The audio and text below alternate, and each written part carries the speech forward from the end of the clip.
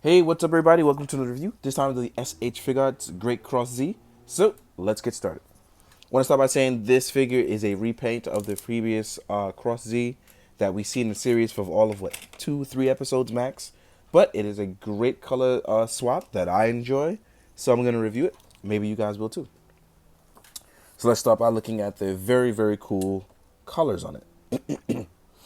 As you can see, there's a nice flare of the E-Vault-like design mixing with Cross Z's Dragon design, which made for a really great color swap. It is red and blue and has a very nice highlight over it that I enjoy very much. I thought that I was going to skip this one, but I wanted it because I'm a Cross Z fan, and it ended up coming out very, very nice. As you can see here, it has a trace elements of E-Vault in it that I want to see. It looks very, very good. Even the chest emblem is kind of showing that the gridded design of E-Vault. So it's really cool. It gives you that blend of the color design as well as some of his design as overall. Even the Cross Dragon here in the middle has changed from red to show the significant change, and the bottle changes to an E-Vault color bottle. I'll go over later.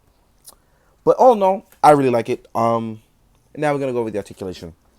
Head-wise, it can move up, it can move down, it can tilt left and right. It is hindered by the collar, so that's, as you can see here, it will stop just about right here where the collar begins.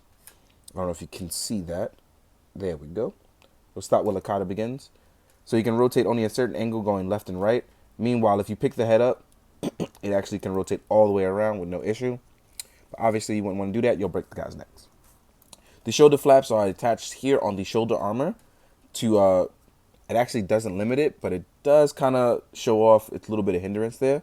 So if you want to make it look flush, it's not going to happen with the full ability of the arm shoulder. But as you can see here, shoulder pads actually can come out. Mine's are a little stiff. Actually, mine's are very stiff because it just popped off again. But let's pop that on. And as you can see, I'll pull the arm out. When pulling the arm out, it gives you an extra bit of rotation in the arm. The shoulder pads on the actual figure, not on the Cross Dragon armor, are attached to the arm. So this will give you the best ability for articulation. As you can see, it can rotate all the way around once the shoulder pads are up. The arm also has bicep swivel, which isn't really an issue for SHF most of the time. The arm is double jointed, but the armor on the lower forearm is hindering, so you'll only get about this far rotation-wise. The hand is on a standard SHF joint, which rotates all the way around and through, so you have full 360-degree motion as well as realistic motion of the hands. So we're going to tuck that back in, shoulders back down. Next, we're going to talk about the ab articulation. Now, the ab articulation is really cool because you still get a nice back rotation. And if you rotate the flap up, you actually get a ton more front articulation if you move the driver out of the way. Excuse me. So you can actually rotate down a bit too. As you can see here, if you don't want it to chip or break in this nice little section here, you don't go too far forward. So that's the one hindrance about it because of the way his armor plating is, as well as where the driver is. You won't get too much articulation going forward because these actually poke out in front. I just don't want those to chip, so I don't really bother. The leg articulation actually uses a bit of the old school drop down pull out method with a little bit of the tighter, newer technology. There's thigh swivel. Legs rotate up. Legs are double jointed with ease for articulation. There is ankle pivot going going left and going right. It's not as good as most SHF figures, but it's good enough to still keep you a well-balanced figure. Toe pivot is there as well, so it doesn't hinder you too much. For the most part, it's just a redesign on top. Meanwhile, it reuses the lower leg bodies. But if you are a fan of Cross Z or Banjo himself, this shouldn't be an issue for you because you'll probably end up liking the figure anyway. Next up, I'm going to talk about accessories, and I'm going to take the Cross Dragon, well, now Great Cross Dragon, out of the belt. See, it's very, very tiny, but it can be removed from the belt and transform into its other state of being a dragon, just like in the show. It's very nice and tiny. And then you get the tiny bottle, which just like in the show is transformed, and it actually comes out. So you can use it in other weapons as well, which is really dope. So let's put that back in there. Voila. And we're going to put this back in the belt. Actually, let's not put this back in the belt just yet. Hands-wise, you start off with the two fists. Oop, let's change that focus. Hands-wise, you start off with the two fists. I actually want to get you in a cool pose. You get the open palms as well. These are the relaxed palms, or palms you want to use for actions, in case you want to do anything. You get two hands for holding the beat crosser, which I'm going to show next. And you get one hand for the lever for when you want to do finishers. It fits and slides right on, just in case you want to know. There's only one hand for it, not two. And then you get the beat crosser, which actually starts off with a bottle inside. And I do believe it is the key bottle. I could be wrong, but I do believe this is the key bottle. It has the colorways of it. I'm going to pop that right back in the beat crosser though. You also come with the extra part for the extension. So you can remove the end tail. And, oh, sorry, the hilt piece, sorry. And you can extend it for the extended version of the beat crosser for when you're doing your finisher. So I'm going to pop this right back in. Voila. So that covers pretty much most of what he comes with, which is really cool. But I know some people want to know what he looks like next to his previous version. So I just want to pose him up real fast. Actually, I don't want to get you in a dramatic pose because I'm going to have to do size comparisons next.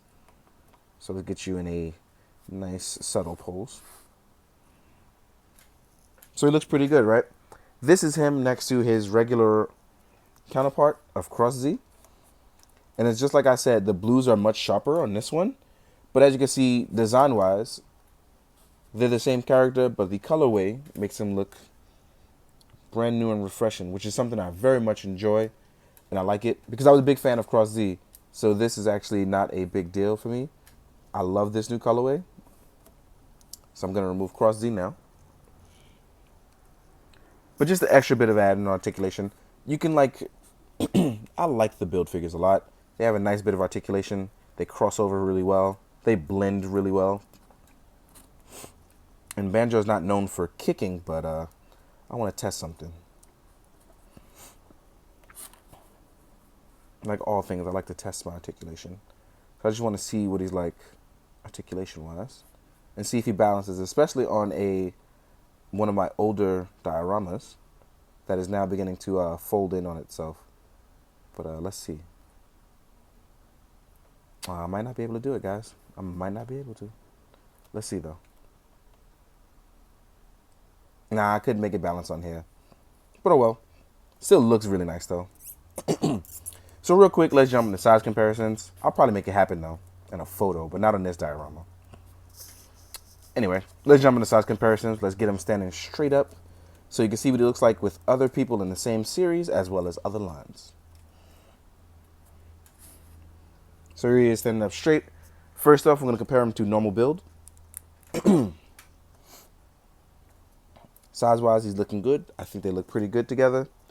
A little bit smaller. Here he is next to his cross-charge version. Which, again, I really like cross-charge. I know a lot of other people didn't, but I like it. So they look pretty good together. Here he is next to Rogue. Rogue has a head modification, so he stands a little bit taller head-wise. Here he is next to Grease. Grease looks a little bit taller, only because of the horn. Otherwise, they'd be about the same height. Next up, we have the Hell Bros. Pretty good together. But, I think all Kamen Rider stuff looks good to me. Not really too many bad ones. Here he is next to a Marvel Legends Vision. Which size-wise, Vision towers over. Even standing right next to him, he looks really, really bigger. Here we are with an articulated Icons Ninja. And the Icon stuff pretty much scales with most stuff, with the exception of like Storm Collectibles. The Ninjas actually scale pretty well. Next up, we have an 1000 Toy Synthetic Human.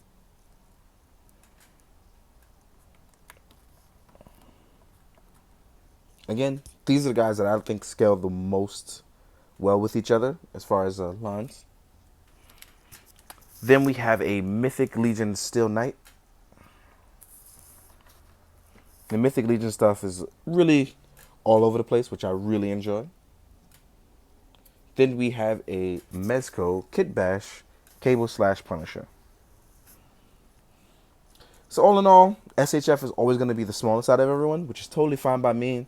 They stand in their own thing, it's fine. But I like to mix and match. So again, perspective shots is what I aim for. But If you are a fan of the build series and you liked Banjo, Cross Dragon is definitely for you. But if you had to choose between him and Magma, obviously you'll probably go for something with a newer mold or newer look and not just the recolor. So it's really up to you guys. I'm totally happy with the purchase, but again, it's all on your preference and your taste. In the meantime, guys, hope you found it informative. I hope you enjoyed. And most of all, hope you do good, be good, and drink your water. Later, guys.